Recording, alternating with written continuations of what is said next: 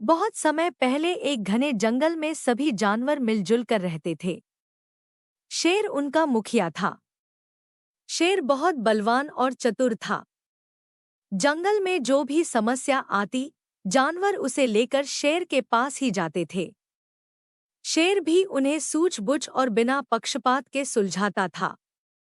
सभी जानवरों के मन में शेर के लिए आदर और सम्मान का भाव था। एक दिन कुछ शिकारी जंगल में घुस आए और जानवरों को पकड़ने के लिए उनका पीछा करने लगे। जंगल में भगदड़ मच गई। सभी जानवर भागे भागे शेर के पास आए।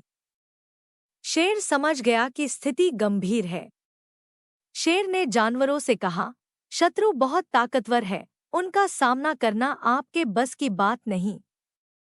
आप लोग यहीं रुकिए, मैं उनको भगाकर अभी आता हूँ। शेर ने शिकारियों पर हमला किया और उनको पकड़कर मारने लगा। शिकारी डर कर भागने लगे, लेकिन एक शिकारी ने शेर पर भाले से हमला किया और शेर घायल हो गया। लेकिन अंत में शेर ने सभी शिकारियों को भगा दिया। शेर दर्द के मारे जमीन पर पड़ा तड़प रहा था। सभी जानवर शेर को धन्यवाद देने के लिए उसके पास गए। शेर के पैर जख्मी हो गए थे। ये देखकर सबको बहुत दुख हुआ। कई दिन बीत गए, शेर का पैर ठीक नहीं हुआ, वो चल भी नहीं पा रहा था। सभी जानवर उसकी सेवा करते थे और उसके लिए खाना भी लेकर आते थे। लेकिन कुछ ही दिनों के बाद शेर उनको बोझ लगने लगा।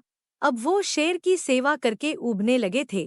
कुछ जानवर शेर की सेवा से कामचोरी करने लगे और कुछ जानवर तो अपनी समस्याओं को भी शेर के पास ले जाने से बचने लगे। शेर जानवरों से हमेशा उत्साह से बात करता था। खाना लाने वाले जानवरों की राह देखता, उनसे जंगल का हालचाल पूछता और अपनी सारी जिम्मेदारियां निभाता रहा। एक दिन जंगल में खामोशी छाई थी। एक भी जानवर दिखाई नहीं दे रहा था। शेर को बहुत आश्चर्य हुआ। वो लंगड़ाते हुए सबको इधर उधर ढूंढने लगा। उसने देखा कि एक जगह झाड़ियों के पीछे सभी जानवरों की सभा चल रही थी।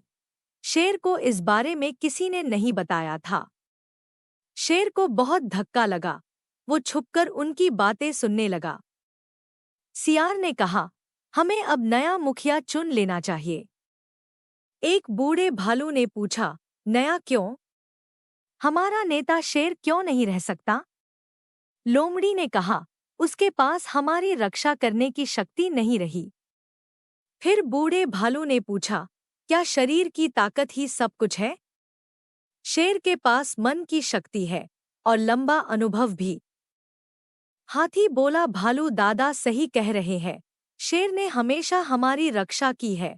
हमारी रक्षा के लिए तो उसने अपनी जान भी खतरे में डाल दी थी और हमारी समस्याओं को अच्छे से सुलझाया भी है। अगर वही हमारे मुखिया रहें तो अच्छा होगा। थोड़ी देर बाद सबने बात विचार किया और शेर को ही अपना मुखिया मान लिया और सब जानवर एक साथ मिलकर शेर से मिलने के लिए शेर की गुफा की तरफ चल पड़े।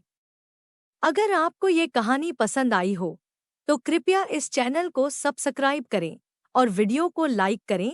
धन्यवाद।